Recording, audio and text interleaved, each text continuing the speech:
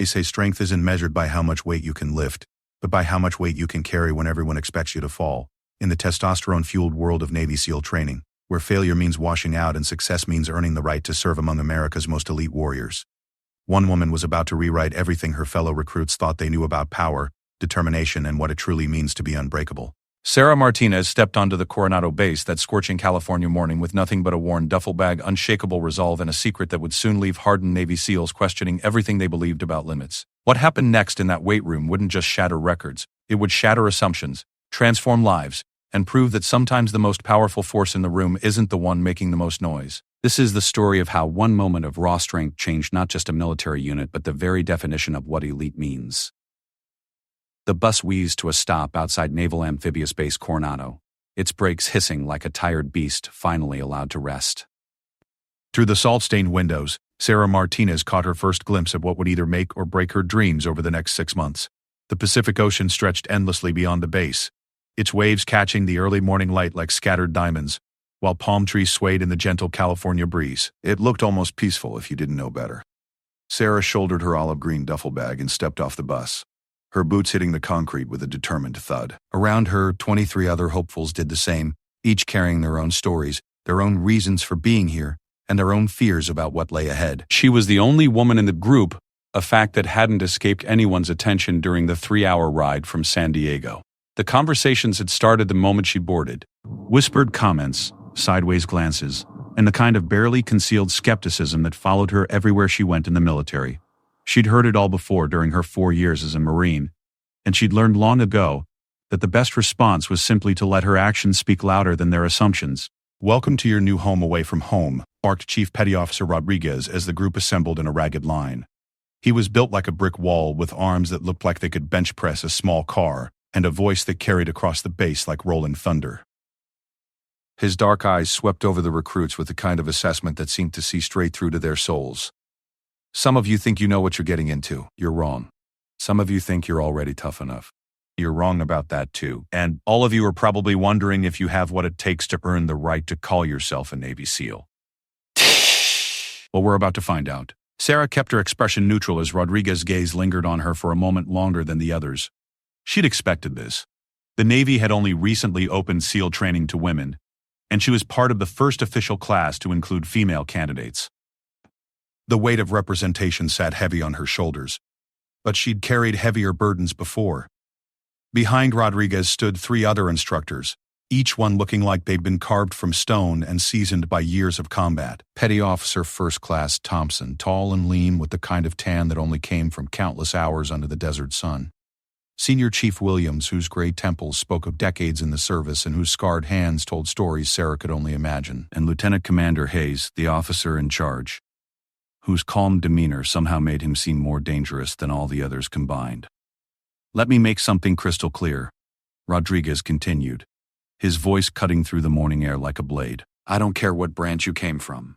I don't care what your records say. I don't care what your mama told you about how special you are.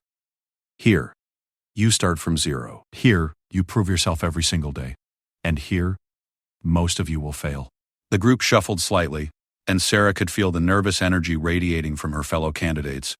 To her left stood Marcus Johnson, a former Army Ranger whose chest full of ribbons spoke of multiple combat deployments. His jaw was set in a hard line, but she could see the doubt flickering behind his eyes. To her right, David Park shifted his weight from foot to foot, the young sailor trying to look confident despite the fact that he barely looked old enough to shave. "The next 6 months will test everything you think you know about yourself," Rodriguez went on. "Your physical limits, your mental toughness, your willingness to suffer for something bigger than yourself. Some of you will quit during Hell Week when the cold water and sleep deprivation make you question your sanity. Others will wash out during the dieting phase when panic sets in and you realize you're not as brave as you thought. And a few of you might make it all the way to the end, only to discover that wanting something and earning it are two very different things." Sarah's mind wandered briefly to the conversation she'd had with her father the night before leaving. Colonel Robert Martinez had served 30 years in the Marines, most of it in special operations. He understood better than anyone what she was attempting to do. "Mija," he'd said, using the Spanish endearment that always made her feel like she was still his little girl instead of a 26-year-old combat veteran. "They're going to try to break you, not because they hate you, but because they need to know you can't be broken. The moment you start feeling sorry for yourself, the moment you start thinking about what's fair or unfair, that's the moment you've already lost. His words echoed in her mind as Rodriguez led them toward their barracks. The building was stark and functional, with concrete walls and narrow windows that reminded Sarah of every military installation she'd ever seen. Inside, the smell of industrial disinfectant mixed with the lingering aroma of fear and determination left behind by countless classes of hopefuls who had come before them. These are your quarters for the next phase of training, Rodriguez announced as they filed into a long room lined with metal bunk beds. You'll notice they're not particularly comfortable. You'll also notice that comfort isn't really the point here. Your gear goes in the footlockers. Your uniforms will be inspected daily. Your beds will be made to standards that would make a Marine Corps drill instructor weep with joy. Questions? Nobody spoke up. This was familiar territory for most of them, the basic military lifestyle they'd all signed up for years ago. But Sarah knew this was just the beginning, the calm before a storm that would test every fiber of their being. As the group dispersed to claim their bunks and stow their gear, Sarah noticed the subtle dynamics already forming. Some of the men naturally gravitated toward each other, forming the kind of instant bonds that often developed among warriors who recognized kindred spirits. Others held themselves apart, perhaps too proud or too focused to seek companionship this early in the process. She chose a bunk near the middle of the room, close enough to the others to be part of the group but positioned where she could observe and assess. It was a habit she developed during her Marine Corps deployments, this constant awareness of her surroundings and the people in them. Trust was something that had to be earned, especially in a place like this where weakness could get you killed and failure meant letting down not just yourself but everyone counting on you. "So, you're the female candidate everyone's been talking about," said a voice behind her. She turned to find Marcus Johnson extending a calloused hand. His grip was firm but not aggressive, and his dark eyes held more curiosity than hostility. Marcus Johnson, former 75th Ranger Regiment. Sarah Martinez, Force Recon, she replied, meeting his handshake with equal firmness. She'd learned long ago that a weak handshake was often interpreted as a sign of weakness in general, and first impressions mattered in environments like this. "Force Recon, huh?" Marcus nodded with what seemed like genuine respect. "Heard you guys don't mess around." What made you want to make the jump to the teams? It was a fair question, one she'd been asked dozens of times during the application and screening process. The truth was complicated, rooted in experiences she wasn't quite ready to share with someone she'd known for all of 30 seconds. Instead, she gave him the short version. Same reason as everyone else, I imagine. "I want to serve at the highest level possible. I want to know I gave everything I had to something that matters." Marcus studied her face for a moment, as if trying to read between the lines of her carefully neutral response. Finally, he nodded. "Fair enough. I guess we'll all find out what we're really made of soon enough." As he walked away to set up his own area, Sarah felt a tap on her shoulder. She turned to find David Park standing there, looking even younger up close than he had during formation. His sandy hair was cut in a regulation high and tight, and his pale skin suggested he'd spent more time in classrooms than training grounds. "Hey, I'm David," he said, his voice carrying just a hint of nervousness. "I just wanted to say, good luck and all that." "I know this probably isn't easy, being the only..." He trailed off, clearly struggling with how to finish the sentence without saying something offensive. "The only woman," Sarah supplied with a slight smile. "Thanks, and don't worry about it. I've been the only woman in plenty of rooms before. You get used to it." David nodded eagerly, relief evident on his face at not having inadvertently insulted her. Cool. I just think it's really brave, what you're doing here. Breaking barriers and all that." Sarah's smile faded slightly. She appreciated the sentiment, but she discovered over the years that being labeled as brave for simply doing her job often came with expectations that had nothing to do with her actual capabilities. People expected her to be either a superhuman inspiration or a failure that proved women didn't belong, with very little room for anything in between. I'm not here to break barriers, she said quietly. "I'm here to become a Navy SEAL, same as everyone else." Before David could respond, Rodriguez's voice boomed across the barracks. "Listen up. You have exactly 30 minutes to get squared away and meet me in the training facility.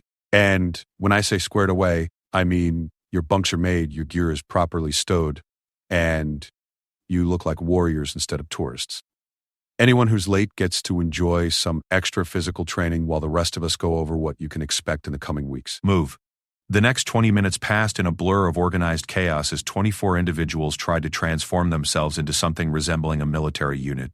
Sarah had her bunk made and gear stowed within 10 minutes, leaving her time to observe the others and get a sense of who might have what it took to survive the coming months. Marcus moved with a kind of economy of motion that spoke of years in elite units.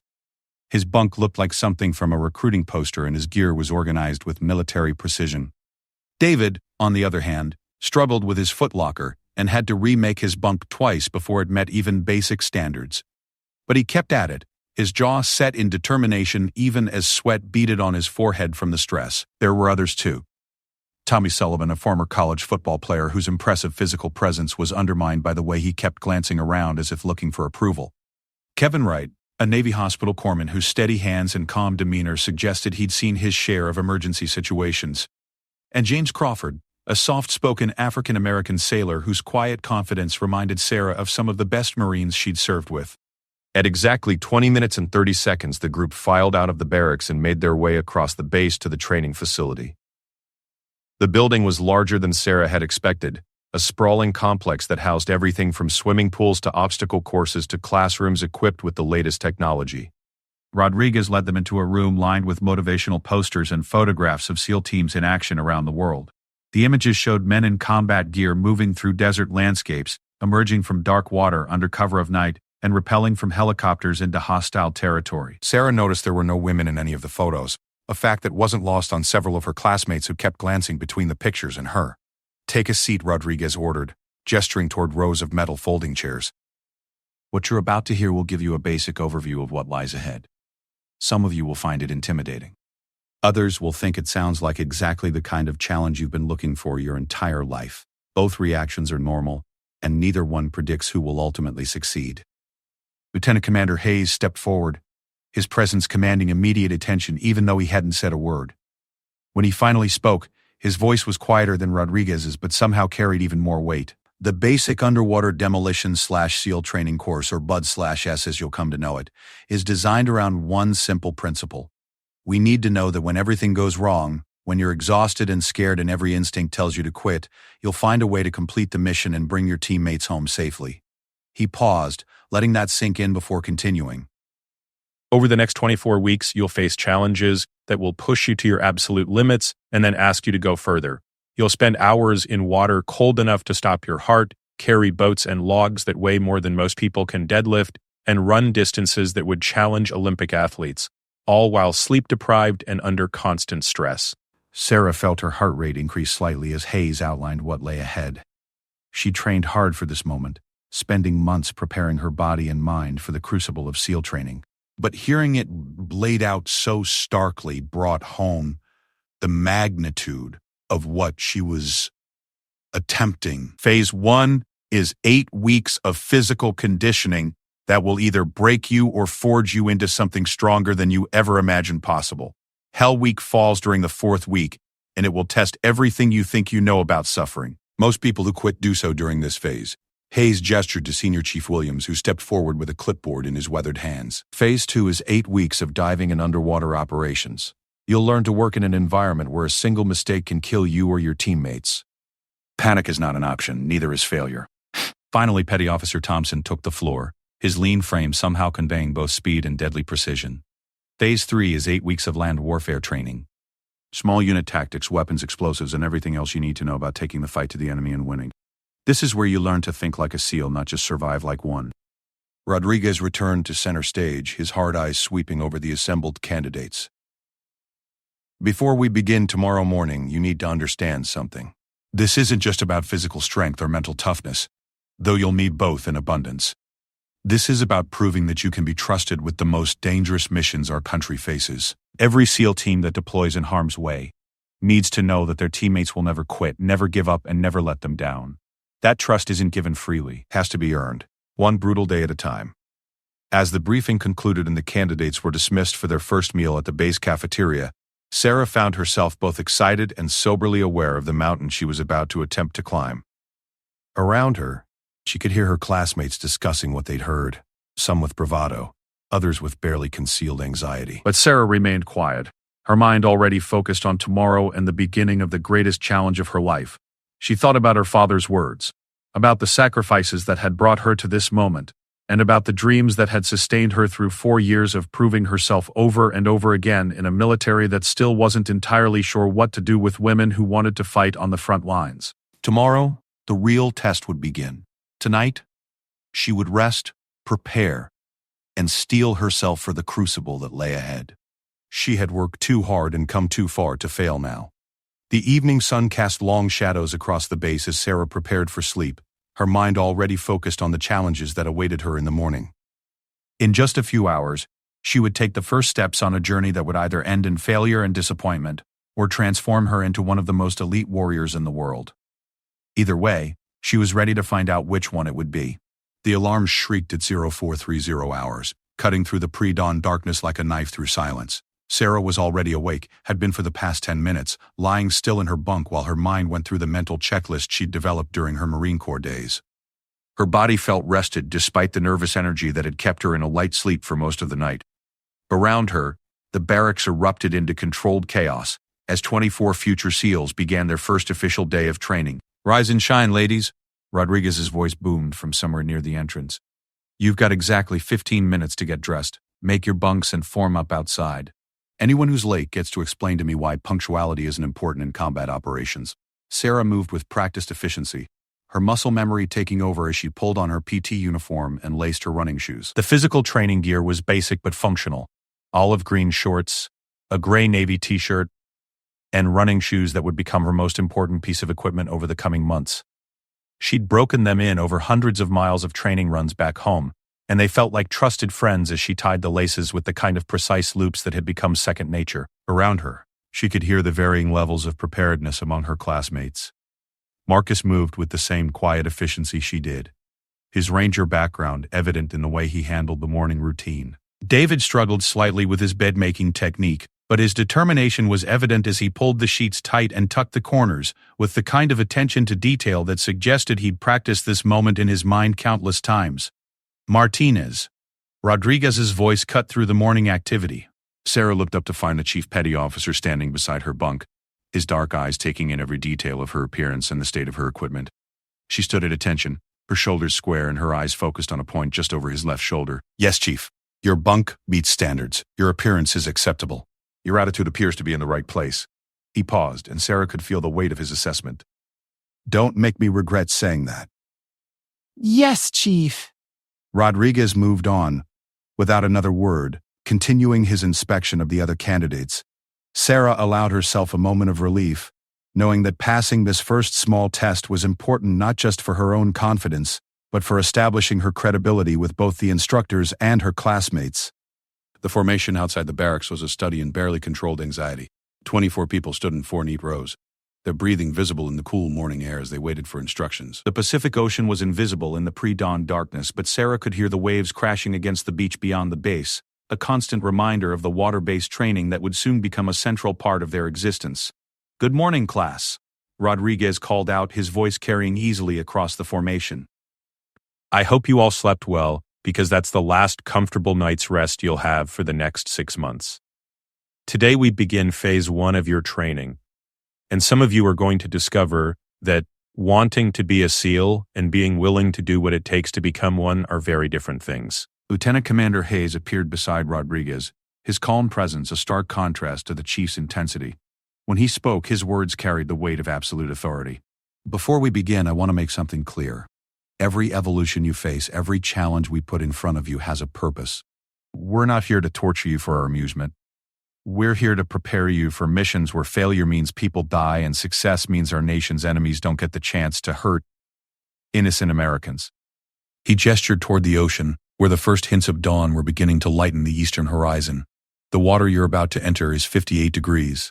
For those of you who aren't familiar with hypothermia, that's cold enough to kill you if you're not properly prepared. But it's also the temperature of the waters off the coast of some very dangerous places where SEALs operate. If you can't handle being cold and wet and miserable here, you definitely can't handle it when people are shooting at you." Sarah felt her stomach tighten slightly as Hayes outlined what lay ahead. She trained in cold water before during her Marine Corps service, but never for extended periods and never as part of such a systematic program designed to push her to her absolute limits. "Your first evolution is a 2-mile ocean swim, Rodriguez announced, his words carrying across the formation like a challenge.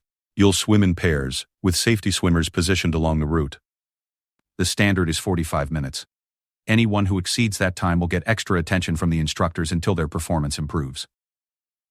The group began moving toward the beach, their footsteps echoing off the concrete as they made their way through the base in the growing light of dawn. Sarah found herself walking beside Marcus, who seemed as focused as she was on the task ahead. You much of a swimmer? He asked quietly, his voice just loud enough for her to hear over the sound of their movement. Good enough, she replied. The truth was more complicated. She was an excellent swimmer, had been since childhood, but she'd never tested herself in conditions designed by military instructors specifically to break people's will to continue. There was a difference between being good at something and being good enough to succeed when everything else was working against you. The beach materialized out of the pre-dawn gloom like something from a dream. White sand stretched in both directions, interrupted by wooden piers and training obstacles that looked ominous in the half-light. The Pacific Ocean rolled endlessly toward shore, its waves generating a constant rhythmic sound that would become the soundtrack to their training. Strip down to your PT gear and boots, Thompson commanded as the group assembled at the water's edge. You'll swim in your clothes because that's how you might have to swim in the real world. Combat rarely happens under ideal conditions.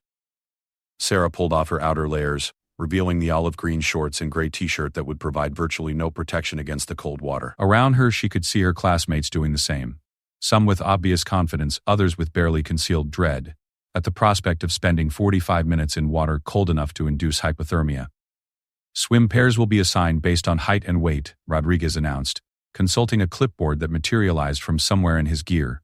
Martinez and Park, you're together. Johnson and Wright, by Trickey. Sullivan and Crawford.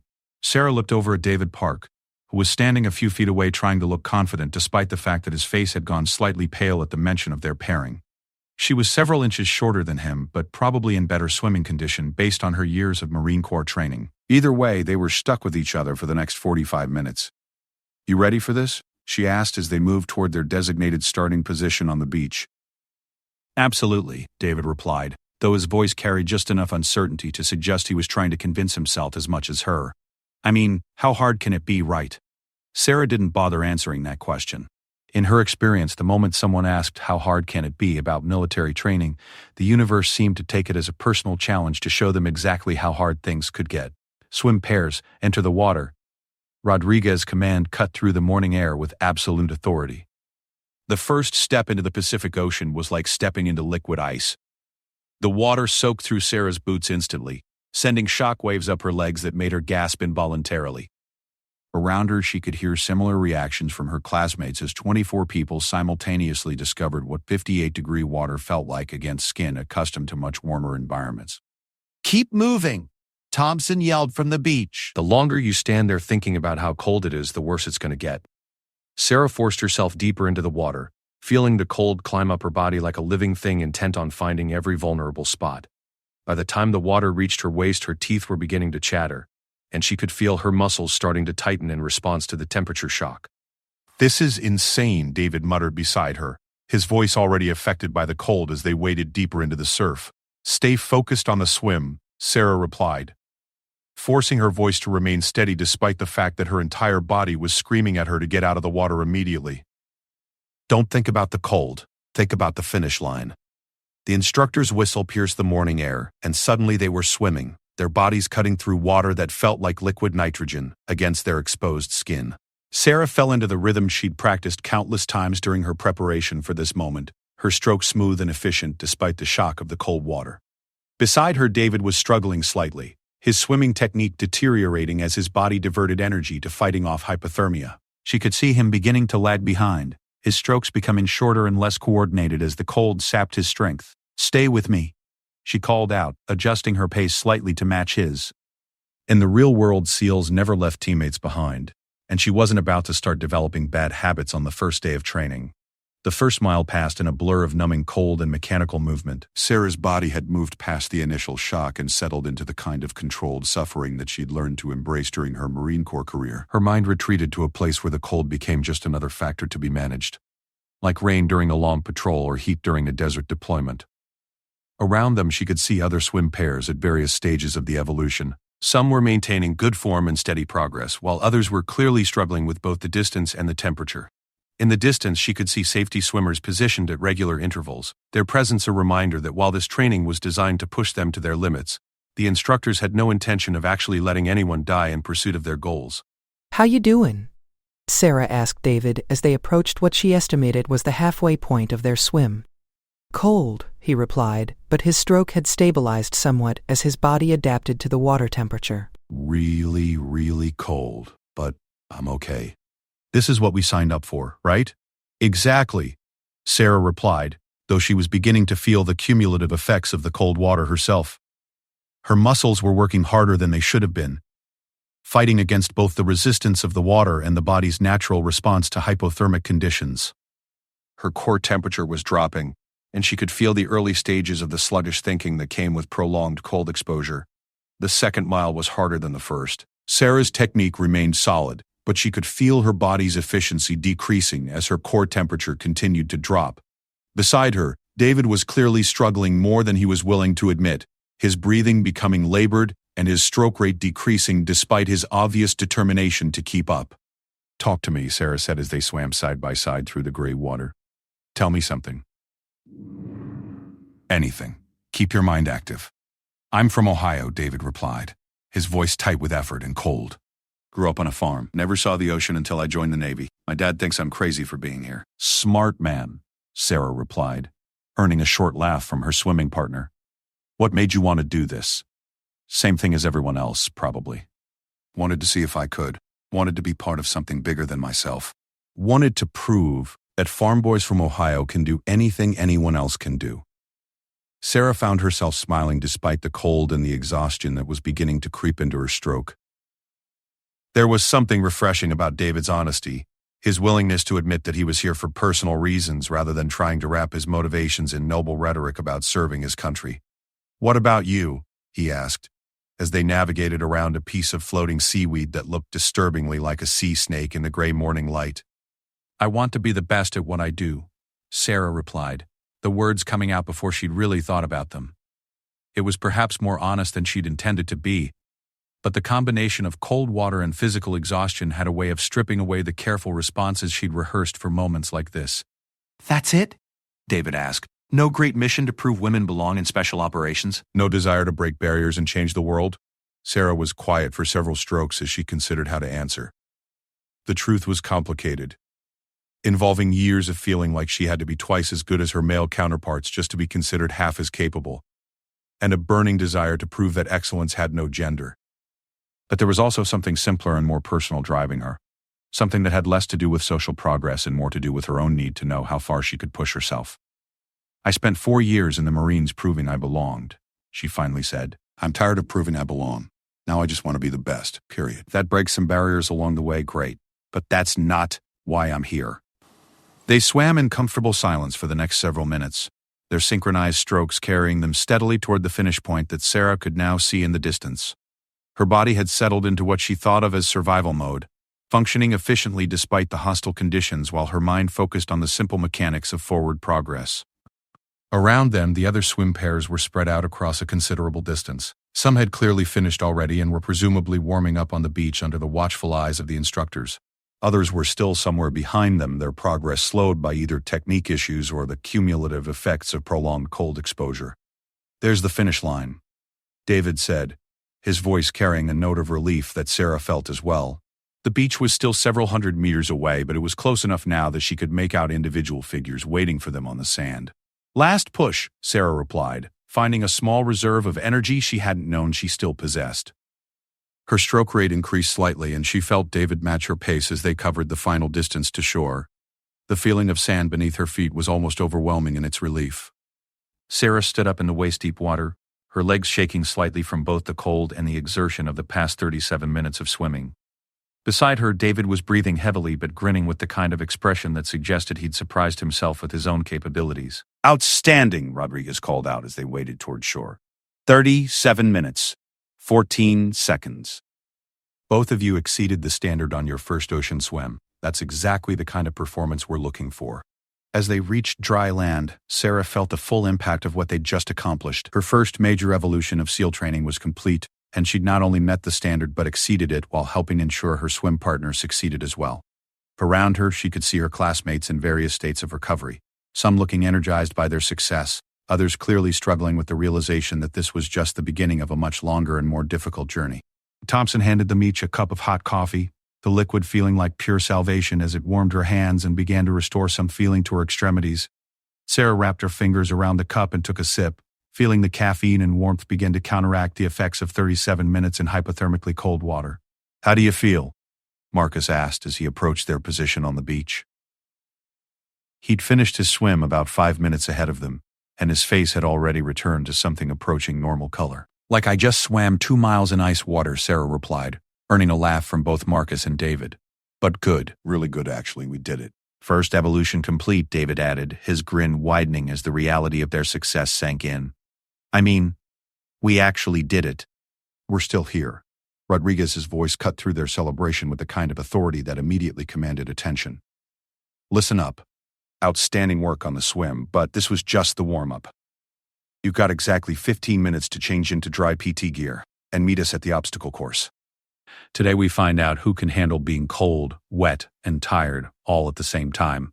As Sarah jogged back toward the barracks with her classmates, her wet clothes squelching with every step, she felt a surge of confidence that had nothing to do with arrogance and everything to do with proven capability. She'd passed her first test, helped a teammate succeed, and proven to herself that all those months of preparation had been worthwhile, but she was also acutely aware that this was just the beginning. The ocean swim had been challenging, but it was a known quantity, something she'd prepared for specifically. The obstacles ahead would test not just her physical capabilities but her ability to adapt, to problem-solve under stress, and to maintain her performance when everything was working against her. 15 minutes later, standing at the base of a wooden obstacle course that looked like something designed by someone with a very creative understanding of human suffering, Sarah felt ready for whatever came next. Her body was warming up, her confidence was building, and her classmates were beginning to feel less like competitors and more like teammates. The real test was just beginning, but for the first time since arriving at Coronado, Sarah felt like she belonged here. Not because she was special or different, but because she'd proven she could do the work. Everything else would follow from that simple truth. The whistle blew, and 24 future SEALs attacked the obstacle course with the kind of intensity that suggested they were all beginning to believe they might actually have what it took to earn the right to wear the trident. Time would tell if that belief was justified, but for now, it was enough to carry them through the next evolution in their transformation from ordinary service members to something extraordinary. 3 weeks into training, the initial excitement had worn off like paint stripped by sandpaper, leaving behind the raw reality of what Sarah had signed up for. The daily routine had become a grinding cycle of physical torture disguised as preparation, mental challenges designed to expose every weakness, and the constant pressure of knowing that failure meant not just personal disappointment but letting down everyone who believed women belonged in special operations.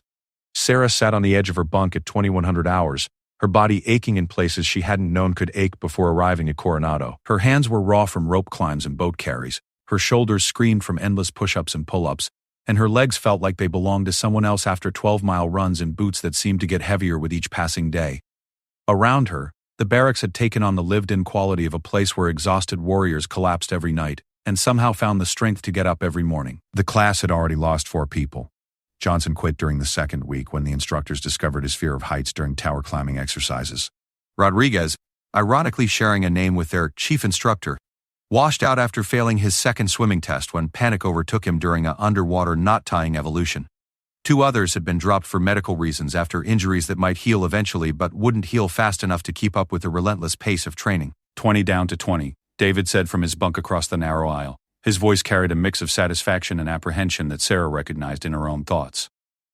They'd survived the first major culling, but everyone knew Hell Week was approaching like a storm system visible on the horizon but not yet close enough to fully comprehend. 20 too many, according to the instructors, replied Kevin Wright from somewhere near the far end of the barracks. The Navy corpsman had proven to be both physically capable and mentally tough, but Sarah could hear the strain in his voice that suggested even he was beginning to wonder if he had what it took to make it through the next 3 weeks, let alone the remainder of training.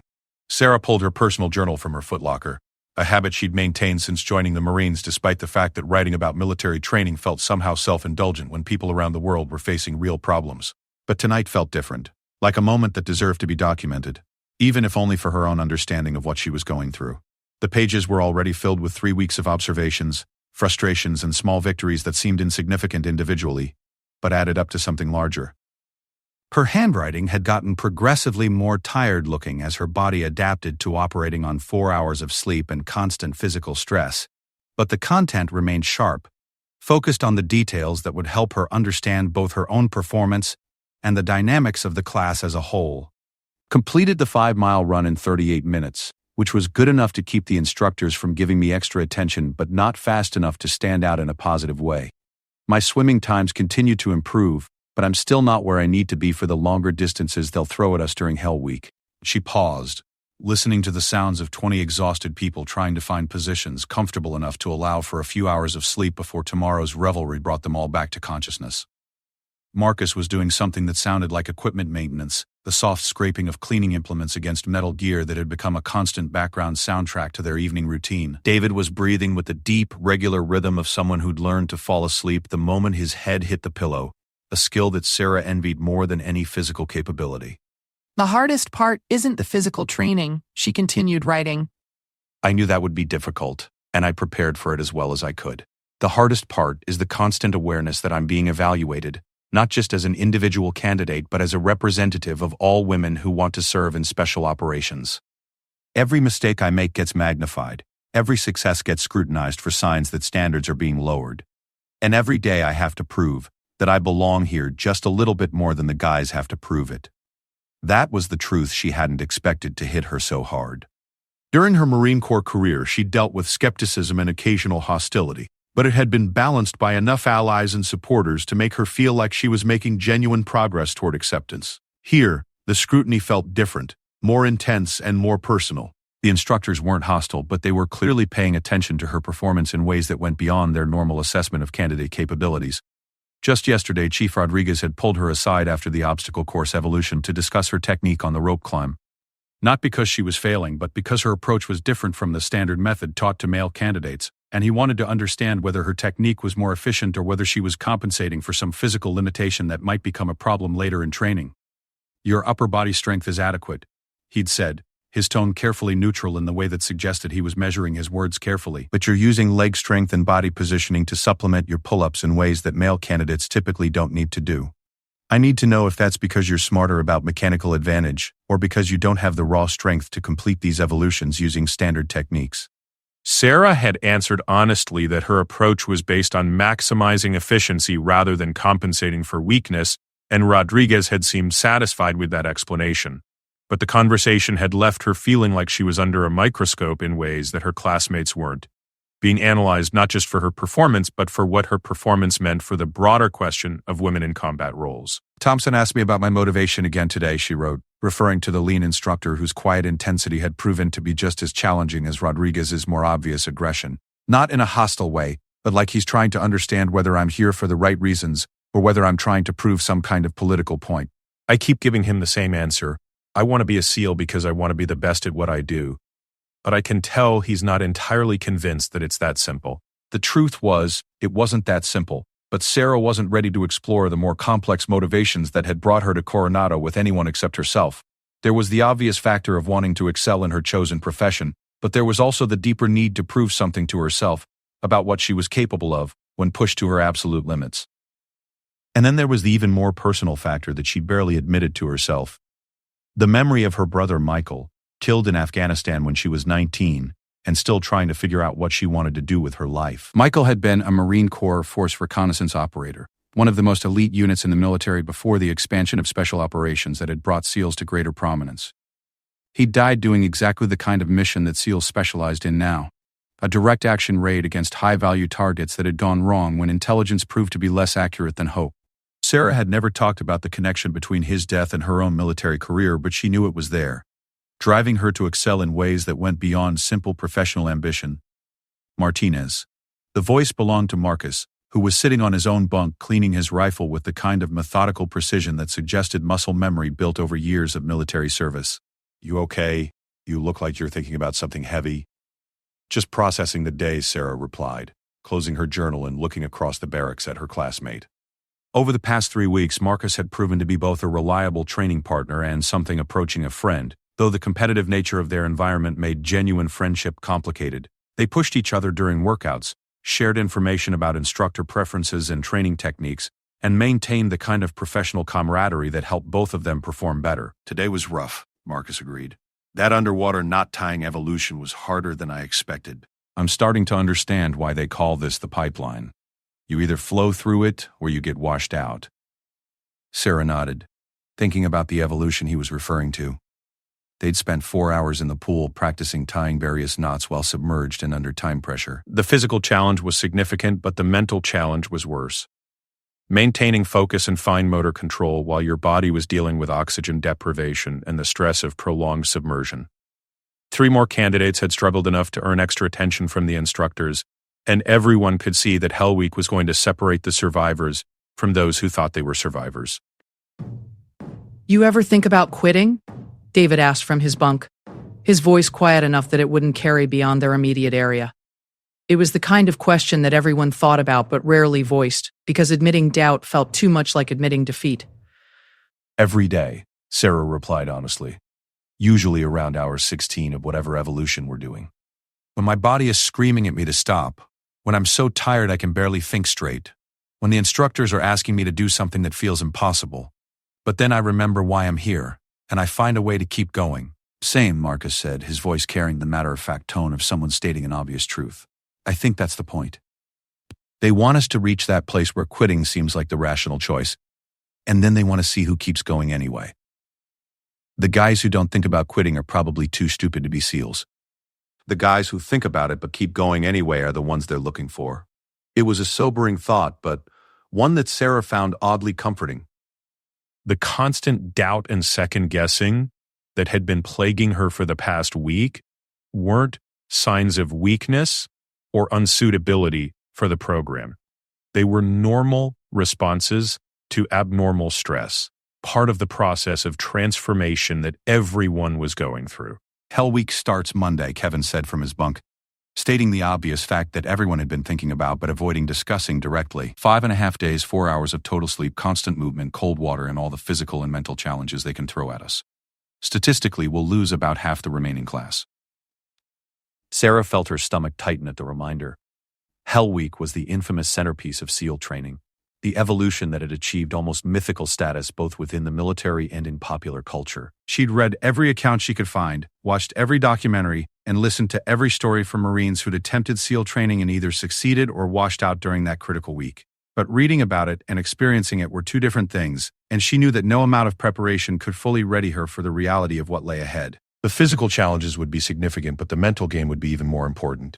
Hell Week was designed to find the breaking point of every candidate and then keep pushing until they either found a way to transcend their limitations or decided that the cost was too high to continue paying. 10 people, David said, his voice thoughtful as he worked through the mathematics of attrition. If the statistics hold true, we'll lose 10 more people next week. And we'll never know which 10 until it happens. Sarah closed her eyes and tried to imagine herself among the 10 who survived rather than the 10 who didn't. The visualization was difficult because success felt so dependent on factors beyond her control. How her body would respond to prolonged sleep deprivation, whether she'd be able to maintain her mental focus when exhaustion made clear thinking nearly impossible, and whether the instructors would find some aspect of her performance that they deemed insufficient for progression to the next phase of training. I've been thinking about what Rodriguez said during the first week, Marcus continued, his voice taking on the reflective quality that conversations often acquired late at night when exhausted minds started processing the bigger picture. About how this isn't just physical training, it's about proving we can be trusted with the most dangerous missions. I keep wondering if I have whatever quality that takes, or if I'm just good enough at the physical stuff to fake it for a while. That's exactly what I was thinking about, Sarah replied. The physical training is hard, but it's measurable. You either complete the evolution or you don't. You either meet the time standard or you exceed it. But the other stuff, the mental toughness and the character assessment, that feels more subjective. How do you know if you're developing the right qualities or just getting better at pretending you have them? It was a question that had been bothering her for days, this uncertainty about whether the person she was becoming under the stress of training was the person she actually was, or just a performance designed to meet the expectations of the instructors. The line between adaptation and authenticity was blurring in ways that made her question not just her suitability for special operations, but her understanding of herself. I think that's the point, David said. his voice carrying the kind of insight that sometimes emerged when intelligent people were pushed beyond their normal comfort zones. Maybe the difference between adapting and becoming is less important than we think. Maybe the qualities they're looking for only develop under this kind of stress, and we won't know if we have them until we've been pushed far enough to find out. The conversation was interrupted by Thompson's voice echoing through the barracks from somewhere near the entrance. Lights out in 5 minutes. Tomorrow we start Hell Week preparation, which means today was your last easy day for the next month. Get whatever rest you can because you're going to need it. Sarah reopened her journal for one final entry, writing quickly in the dim light that remained before the barracks would be plunged into darkness. Tomorrow we begin the final preparation for Hell Week. I've done everything I can to get ready physically, mentally, and emotionally. My run times are solid, my swimming is improving, and my strength is adequate for the challenges I know are coming. But I also know that the real test isn't going to be about whether I'm prepared. It's going to be about whether I can find something inside myself that I don't even know exists yet. She paused, pen hovering over the page as she tried to articulate the feeling that had been growing stronger each day. I think I understand now why they make this so hard. Not just because SEALs need to be physically capable, but because the missions they do require people who have been to their breaking point and found a way to keep functioning. You can't fake that kind of resilience, and you can't develop it through normal training. You have to be broken down completely and then choose to rebuild yourself into something stronger. The lights went out exactly on schedule, plunging the barracks into darkness that felt appropriate for the mood that had settled over the remaining 20 candidates. Outside, Sarah could hear the Pacific Ocean continuing its endless cycle of waves against the shore, a sound that had become both comforting and ominous over the past 3 weeks. Soon, that ocean would become a central character in their Hell Week experience, the cold, unforgiving environment where half of them would discover they weren't as tough as they'd believed. But tonight was for rest, for whatever sleep their anxious minds would allow before the final countdown to the most challenging week of their lives began in earnest. Sarah closed her eyes and tried to empty her mind of everything except the simple rhythm of her own breathing. Tomorrow would bring new challenges, new opportunities to prove herself, and new reasons to question whether she belonged among the elite warriors she was trying to become. For now, it was enough to know that she'd made it through another day, that she was still here when others had already decided the cost was too high to continue paying. Hell Week would determine whether that resilience was sufficient for what lay ahead, but tonight she could rest in the knowledge that she'd earned her place among the 20 candidates who would face that final test. In the darkness, she could hear David shifting restlessly in his bunk, Marcus checking his gear one final time, and Kevin doing what sounded like quiet breathing exercises designed to calm pre-performance anxiety. They were all dealing with the same uncertainty, the same mixture of anticipation and dread that came with approaching a challenge that would determine not just their immediate future, but their understanding of what they were capable of achieving. Hell Week was coming, and none of them were ready. But perhaps being ready wasn't the point. Perhaps the point was being willing to discover whether they had what it took, when everything else had been stripped away except the simple choice to continue or quit. Time would tell, but for now, the waiting was almost over. The air horn shattered the pre-dawn silence at 0345 hours on Monday morning, 3 hours earlier than the normal reveille that had become routine over the past month. Sarah's eyes snapped open in the darkness, her body instantly alert despite having fallen asleep less than 4 hours earlier. Around her, the barracks erupted into the controlled chaos of 20 exhausted candidates trying to process the reality that Hell Week had officially begun. Move, move, move.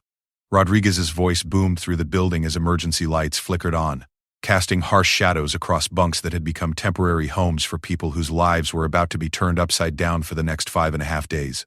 You have exactly 90 seconds to get dressed and form up outside. Anyone who's late gets to start Hell Week with a special personal training session. Sarah's muscle memory took over as she pulled on her wetsuit, the neoprene material that had become as familiar as her own skin over the past month of training. Her gear was laid out exactly as she'd organized it the night before: boots, life vest, helmet, and the countless small items that would become crucial during the marathon of physical and mental challenges ahead.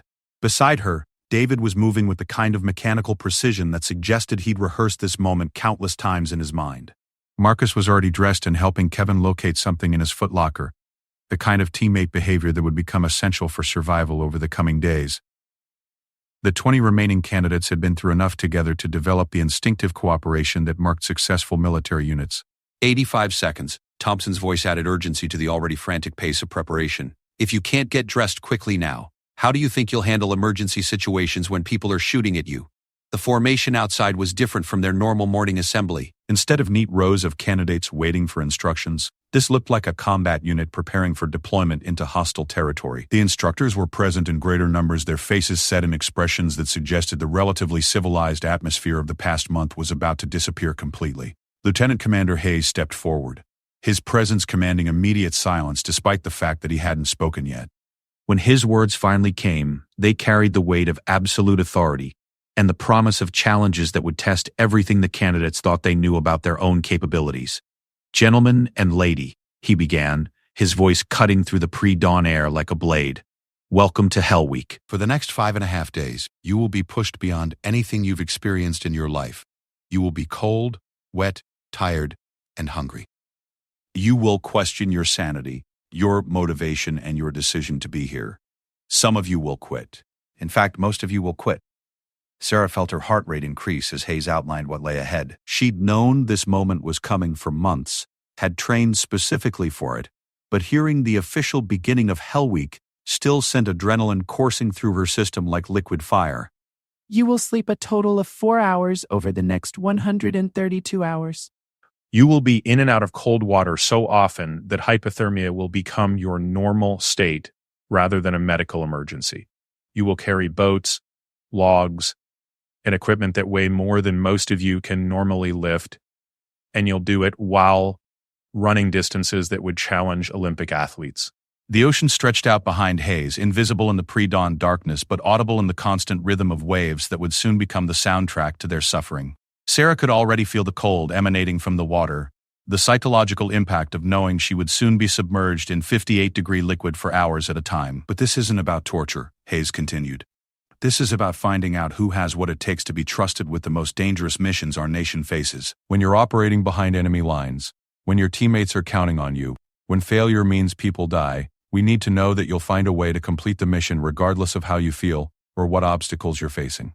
Rodriguez stepped forward, his expression carrying the kind of grim satisfaction that suggested he was looking forward to the next week in ways that didn't bode well for the candidates. "Your first evolution is surf passage," he announced. "You'll work in boat crews to navigate through the surf zone, which means fighting waves that can flip a 700-pound boat like it's a toy. Teamwork isn't optional. If your boat crew doesn't work together perfectly, you'll spend more time underwater than on the surface." The boats were waiting on the beach like sleeping monsters, inflatable Zodiac-style craft that looked deceptively manageable until you considered using them in combat conditions. Sarah had trained with these boats before, but never in the kind of surf conditions that Hell Week was famous for, and never when she was already exhausted from a month of preparation. "Boat crews were assigned last week," Thompson announced, consulting a clipboard that seemed to contain the details of their immediate future. "Martinez, you're in Boat Crew 2 with Parkwright, Johnson, and Crawford. Your boat weighs 720 pounds when fully equipped. You'll carry it everywhere you go for the next week, and I promise you it will feel like it weighs twice that before we're done with you." Sarah looked around at her assigned teammates, feeling a mixture of relief and apprehension. David, Kevin, Marcus, and James Crawford were all people she'd trained with successfully over the past month, but Hell Week would test their ability to function as a unit under conditions that would push each of them to their individual breaking points. Listen up. Rodriguez's voice cut through their assessment of the boat crew assignments. From this moment forward, your boat is your lifeline. You eat with it, sleep with it, and take it with you everywhere you go. If your boat is lost or damaged due to poor seamanship or lack of attention, your entire crew gets extra training until you learn to take better care of your equipment. The next 2 hours passed in a blur of boat drills, surf passages, and the kind of controlled chaos that turned 20 individual candidates into 4 boat crews struggling to master equipment that seemed designed to fight back against their efforts to control it. Sarah's crew worked through the early challenges with the kind of coordination that suggested their month of training together had built genuine teamwork, but she could already feel the cumulative effects of cold water, physical exertion, and the stress of constant evaluation. "This isn't so bad," David said during a brief break between evolutions, his voice carrying the kind of forced optimism that suggested he was trying to convince himself as much as his teammates. "This is the easy part," Marcus replied, his ranger background giving him perspective that Sarah found both comforting and ominous. "They're still letting us rest between evolutions. Wait until tonight when they start stacking challenges on top of each other without any recovery time." As if summoned by Marcus's prediction, Thompson appeared beside their boat with the kind of expression that suggested the morning warm-up period was officially over. "Boat Crew 2, you're up for the next evolution. Long-distance paddle to Point Loma and back. Estimated time, 6 hours. Weather conditions are deteriorating, which means the surf will be larger on your return trip. Any crew that loses their boat or fails to bring all crew members back gets to repeat the evolution until they get it right. The paddle to Point Loma was Sarah's first real taste of what Hell Week would demand from her body and mind. The distance was manageable under normal conditions, but fighting through increasingly rough surf while already exhausted from the morning's activities transformed a routine training exercise into an endurance challenge that tested every aspect of their preparation. 2 hours into the paddle, Kevin began showing signs of seasickness, his face taking on the pale, clammy appearance that suggested his body was rebelling against the constant motion and salt spray. Sarah found herself taking on additional paddling responsibility to compensate for his reduced effectiveness, her shoulders burning with the effort of maintaining their pace while the boat fought against swells that seemed to grow larger with each passing hour. "Talk to me, right?" Marcus called out from his position in the bow. "How are you holding up?" "I'm okay," Kevin replied, though his voice suggested otherwise. "Just need to find my sea legs." "Give me a few more minutes." But a few minutes stretched into an hour, and Kevin's condition continued to deteriorate as the boat crew fought through surf conditions that were clearly beyond what any of them had experienced during their preparatory training. Sarah could see other boat crews struggling with similar challenges, their progress slowed by crew members who were discovering that individual toughness didn't automatically translate to success in maritime operations. "We need to make a decision," James said from his position in the stern, his voice carrying the kind of calm authority that had made him a natural leader among the candidates. Right's not getting better, and we've still got 4 hours of paddling ahead of us plus whatever they throw at us tonight. Do we redistribute the workload, or do we try to get him through this?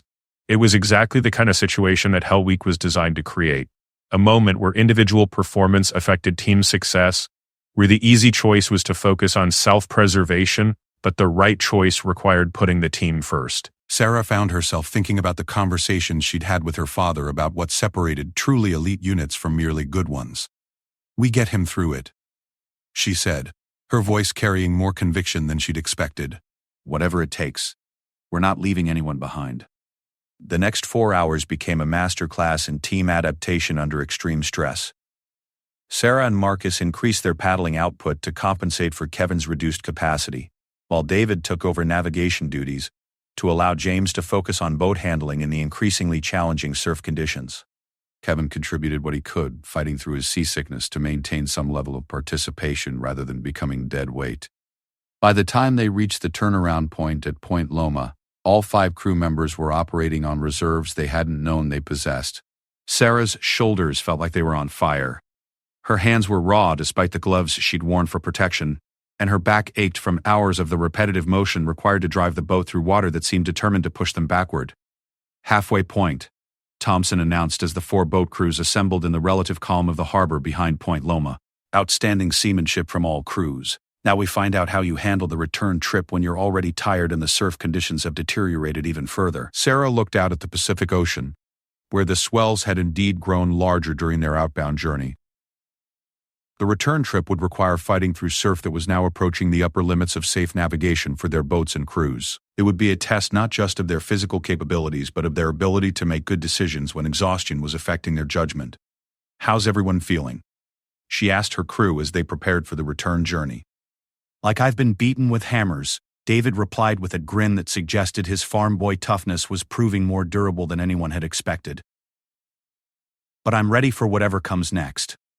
Kevin had recovered somewhat during the brief rest period, his color returning to something approaching normal and his voice regaining some of its usual strength. "Seasickness is gone. I think I just needed to adjust to the motion. I'm good to go." They'd passed their first major test as a unit, adapting to challenges and supporting each other in ways that suggested they might actually have what it took to survive Hell Week. The return journey was everything Thompson had promised and worse. The surf had grown to 8-foot swells that required precise timing and coordinated effort to navigate without flipping their boat or getting separated from the other crews.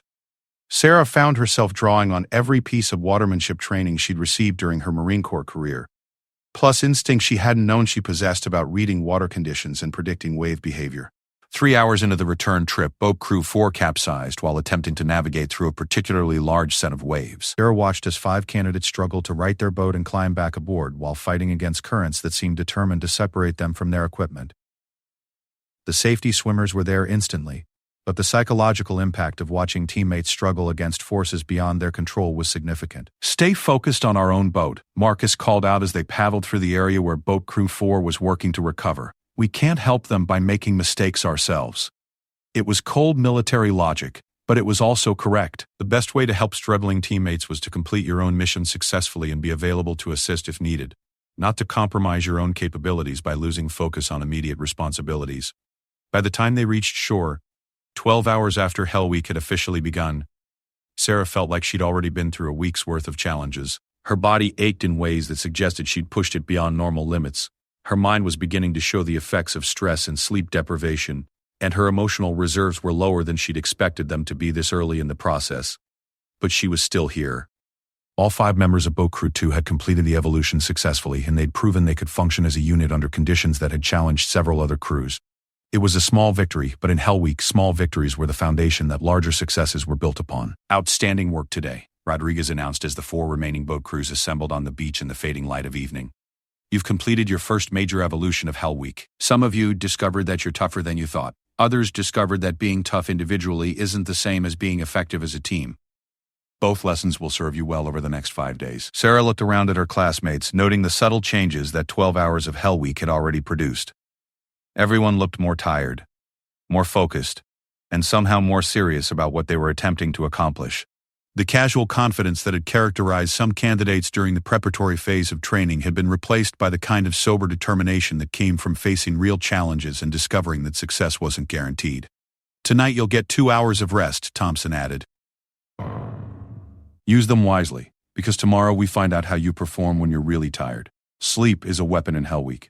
The candidates who learn to use it effectively have a significant advantage over those who waste time they can't afford to lose. As the boat crews secured their equipment and prepared for their first brief rest period, Sarah felt a complex mixture of exhaustion, satisfaction, and anticipation for what lay ahead. The first day had been challenging but manageable. The next 4.5 days would determine whether that early success was sustainable, or whether she'd simply been lucky enough to face challenges that played to her particular strengths. Either way, she was committed now. Hell Week had begun, and there was no way forward except through whatever the instructors had planned for them. The only question was whether she'd be among the candidates who found a way to endure, or among those who discovered that wanting something and being willing to pay the price for it were very different things.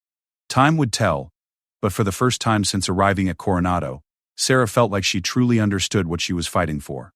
The right to call herself a Navy SEAL, and more importantly, the knowledge that she'd found her absolute limits and chosen to transcend them. Thursday morning of Hell Week arrived like a fever dream made manifest. Sarah's internal clock had stopped functioning somewhere around hour 60, when the distinction between day and night became meaningless and time was measured only in evolutions completed and teammates still standing. The Pacific Ocean had become a constant presence in her life, its salt coating her skin like a second layer of clothing and its cold reaching so deep into her bones that she'd forgotten what warmth felt like. 11 candidates remained from the original 24 who had started training 6 weeks ago. David had quit Tuesday evening when hypothermia during a night beach evolution made him question whether any goal was worth risking permanent damage to his body. 3 others had been medically dropped for injuries that ranged from stress fractures to severe dehydration. The survivors moved with the mechanical precision of people operating purely on willpower, their individual personalities subsumed into the single-minded focus required to continue functioning when every rational thought screamed at them to quit.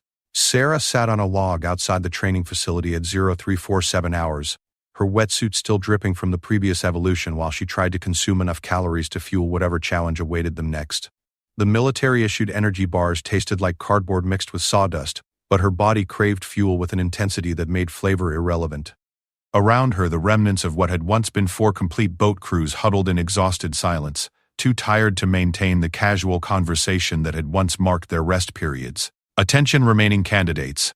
Rodriguez's voice cut through the pre-dawn darkness with the familiar authority that had become the soundtrack to their suffering.